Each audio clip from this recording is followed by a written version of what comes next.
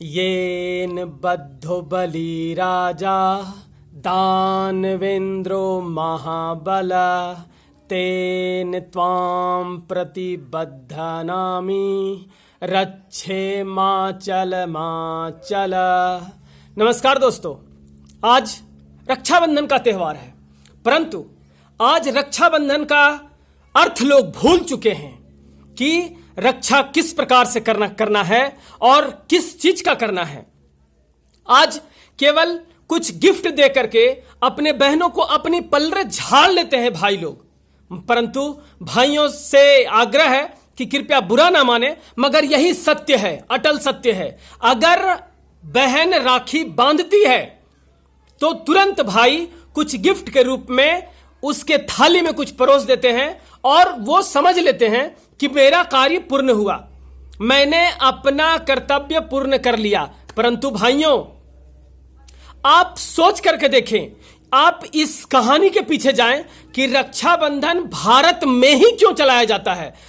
विश्व में कई और देश हैं, 215 देशों में से केवल भारत ही ऐसा देश है जहां पर रक्षाबंधन का त्यौहार मनाया जाता है। यूरोप, अमेरिका, चीन, जापान में क्यों नहीं मनाया जाता है? इसका कारण है क्योंकि भारत ही ऐसी धराधाम धरती है जिस पर भगवान विष्णु के कई अवतार हुए और उनसे कुछ कहानियां भी हैं। उसी समय से हमारे यहां रक्षाबंधन मनाया जा रहा है। और भी बातें करूंगा, परंतु आप छोटे से एक संक्षिप्त में छोटा एक कहानी सुन ले कि रक्षाबंधन आखिर मनाते क्यों हैं। सर्वप्रथम अगर हम पुराने युग में चलें, अपने वेदों और पुराणों में देखें तो राजा बलि की एक कहानी चलती है जिसका मैंने मंत्र उच्चारण किया। राजा बलि श्री कृष्ण भगवान के परम भक्त प्रहलाद के पौत्र थे। वो थे राक्षस कुल के, परंतु उनमें देवताओं का गुण था, जिसके कारण वो यज्ञ करते चले गए और एक बार प्रतिज्ञा किया उन्होंने कि मैं 108 यज्ञों का आहुति विष्णु भगवान और शिव भगवान के लिए करूंगा। और जब यह 108 यज्ञ पूरा होने लगा तो देवेंद्र यानी कि हमारे देवतागण सभी लोग बहुत ही चिंतित हो गए कि अगर यह राजा बलि 108 यज्ञ पूरा कर लेता है तो यह अति बलशाली हो जाएगा और हमारे स्वर्ग पर भी अधिपत्य कर सकता है। इसीलिए सभी लोगों ने चिंतित हो गए, सभी देवताओं ने चिंता व्यक्त की और सभी लोग विष्णु भगवान के पास गए। विष्णु भगवान को यह बात पता चला तो विष्णु भगवान ने तुरंत यह बात पता किया कि उसमें खास क्या है। तो राजा बलि दानवीर था, बहुत बड़ा दानी था, तो विष्णु भगवान ने वामन का अवतार लिया और बटुक वामन का अवतार लेने के बाद विष्णु भगवान राजा बलि के सामने गए और उन्होंने भिक्षा में मात्र 3 पग भूमि मांगा। 3 पग भूमि मांगने के बाद विष्णु भगवान बड़ा रूप धारण किए और एक पग में स्वर्गलोक नाप लिए, दूसरा पग में पृथ्वीलोक नाप लिए। तो राजा बलि ने, चूंकि यह जुबान का पक्का व्यक्ति था और इन्होंने वचन दिया था कि मैं आपको 3 पग भूमि दूंगा, तो विष्णु भगवान पूछे कि राजा बलि मैं तीसरा पग कहां रखूं। तो राजा बलि ने खुशी खुशी बोला कि आप अपना तीसरा पग हमारे माथे पर रखिए। और जब विष्णु भगवान ने तीसरा पग राजा बलि के माथे पर रखा तो राजा बलि पाताल लोक में चला गया, रसातल में चला गया, लेकिन वहां पर जाकर के उन्होंने तपस्या शुरू किया। राजा बलि अपने तप से विष्णु भगवान को खुश कर लिया और विष्णु भगवान को बोले कि आपको मेरे सहयोग के लिए यहां पर पाताल लोक में रहना पड़ेगा। लीजिए, ये तो बहुत ही अचंभा वाली बात हो गई और विष्णु भगवान ने तथास्तु का वरदान दे दिया। विष्णु भगवान उनके यहां द्वारपाल बनकर रहने लगे, छोटे छोटे काम करने लगे। जब भी छोटा सा इसको समस्या होता था राजा बलि को, तो विष्णु भगवान को ही याद करते थे कि ऐसा देखिए, ऐसा समस्या आ गया है, उसको ठीक कीजिए। इस तरह से विष्णु भगवान बहुत परेशान हो गए। और उधर मां लक्ष्मी वो भी परेशान थी कि हमारे पति वहां विश्व पर पाताल लोक में है, आखिर क्या करें।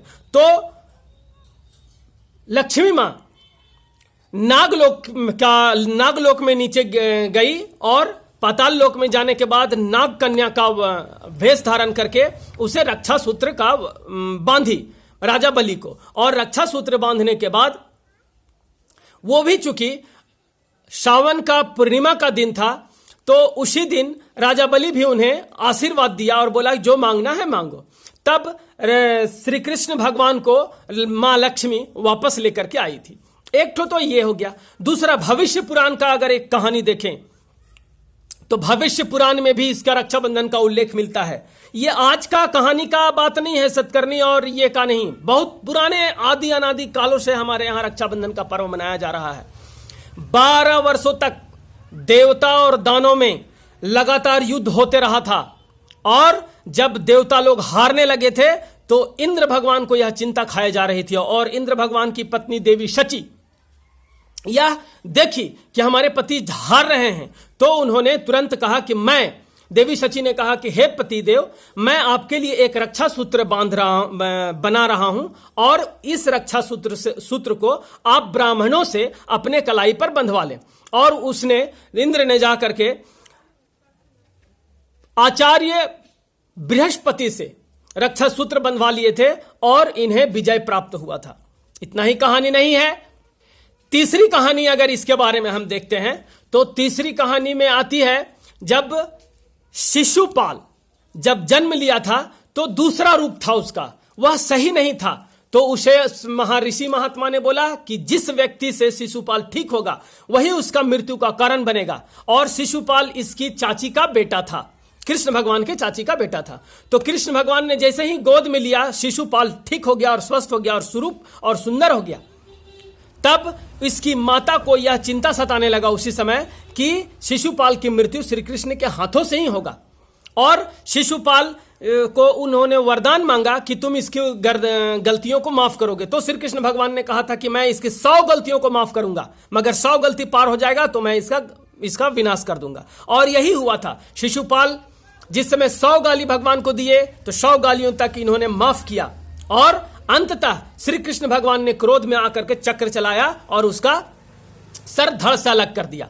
अंत में क्या हुआ, जिस समय चक्र चला सुदर्शन, उस समय चक्र चलाने के क्रम में क्रोध के कारण श्री कृष्ण भगवान का उंगली कट गया। तो तुरंत दौड़ करके द्रौपदी आई और उसके हाथों में उसके हाथों में उंगली में अपने साड़ी का पल्लू फाड़ करके बांध दिया, और उसी समय श्री कृष्ण भगवान ने उसे अपना बहन मान लिया और कहा कि मैं तुम्हारी रक्षा करूंगा हमेशा, और द्रौपदी का रक्षा किए। जिस समय महाभारत काल में द्रौपदी का चीरहरण हो रहा था, तो ये उनका द्रौपदी को साड़ी दे करके इनका इज्जत का रक्षा किए थे। इतना ही कहानी नहीं है, बहुत सारी और कहानियां हैं, परंतु आज सोचने वाली, आज चिंता करने का विषय यह है कि इस पवित्र धागे को, इस पवित्र रिश्ते को कलयुग में समाप्त करने का कोशिश किया जा रहा है। अमेरिका और ईरान, आपको पता है आज जो घर में टीवी के केवल जो कनेक्शन किया जाता है, टीवी में सीरियल में जो भी दिखाया जाता है, आज अमेरिका यह चाहता है कि भारत का संस्कृति, अगर भारत को हराना है तो उसके संस्कृति पर कुठारघात करो, मगर इस भारत की संस्कृति ही हमको एक धागे में बांध करके रखती है। परंतु भाइयों एवं बहनों, मेरे मित्रों, आज हमारे संस्कृति को बचाने के लिए इस रक्षाबंधन के पवित्र रिश्ता को और इस पवित्र त्योहार को बचा करके रखना होगा, क्योंकि आज टीवी के माध्यम से, सीरियल के माध्यम से, स्टार टीवी जो अमेरिका के द्वारा भेजा गया है, जी टीवी जो अमेरिका के द्वारा भेजा गया है, आपने कभी गौर किया है कि इसमें सीरियल कैसे आते हैं और गाने कैसे कैसे आते हैं? अश्लील गाने, अश्लील सीरियल और बहुत तरह का, आप गौर कीजिएगा इसको। इसमें केवल पारिवारिक संबंधों को बिगाड़ने का दिखाया जाता है। इसीलिए हमारा केबल कनेक्शन अगर नहीं रहता है तो ना रहे, हमें पवित्र रिश्ता को बना करके रखने के लिए ऋषि महात्मा ऐसे ही नहीं बनाए गए हैं। अमेरिका, चीन, जापान में, अमेरिका में तो कौन किसका भाई है आज तक पता ही नहीं चलता है, क्योंकि वहां भाई बहन में ही शादी कर लिया जाता है। मगर हमारे भारत में ऐसा नहीं होता है, क्योंकि हम हर साल अपनी बहनों से राखी बंधवाते हैं और इस पवित्र रिश्ते को याद करते हैं कि हम लोग दोनों के बीच में एक पवित्र रिश्ता है, इसे गंदा नहीं होने देंगे। परंतु यह विदेशों में पवित्र रिश्ता नहीं मिलता है। इसीलिए आज आप लोग सभी से आग्रह है कि विदेशी कंपनी का जो भी सीरियल है, विदेशी कंपनी का जो चैनल है, उसका बायकॉट करें, उसे घर में नहीं लगाएं।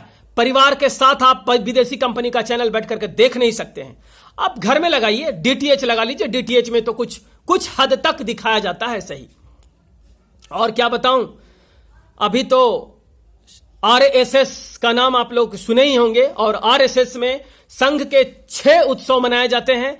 6 उत्सव में यह महत्वपूर्ण उत्सव रक्षाबंधन का त्यौहार है। और इसमें ऐसा नहीं होता है कि हम केवल बहनों से ही राखी बंधवाते हैं, हम उन भाइयों के भी राखी बांधते हैं और बंधवाते हैं कि मैं आपकी रक्षा का शपथ लेता हूं, आप मेरे भाई हो और आप भी मेरी रक्षा का शपथ ले। इतना ही नहीं है, आपको और भी कई कहानियां हैं, मगर मैं समय की महत्ता को ध्यान में रखते हुए इतना ही कहकर एक समाचार केवल देना चाहता हूं कि आज आरएसएस चतरा जो संगठन का एक बहुत ही अच्छा कार्यकर्ता रहे हैं, रामधारी जी, मैं कल उनका देहांत हो गया। वो भी बहुत ही संघर्षशील व्यक्ति थे और उनका देहांत होने के कारण चतरा जिला में संघ परिवार बहुत ही शोकाकुल में डूबा हुआ है, जिसके कारण पूर्ण रूप से उत्साहपूर्वक हम लोग रक्षाबंधन नहीं मना रहे हैं। मैं नामधारी जी को, जो जांगी चतरा से करीब 10 किलोमीटर दूर गांव में है, रमटुंडा जांगी एक गांव है, वहां के रहने वाले थे, वो वैद्य भी थे, 2-3 बच्चों को छोड़ करके इस दुनिया से चले गए हैं। मैं उनकी आत्मा को शांति के लिए भगवान से प्रार्थना करता हूं और इतनी नम्र निवेदन के साथ आप लोगों से भी आग्रह करता हूं कि उनकी आत्मा को शांति प्रदान करने के लिए विनम्र निवेदन करें। मैं इतना ही कहकर अपनी वाणी को विराम देता हूं। धन्यवाद।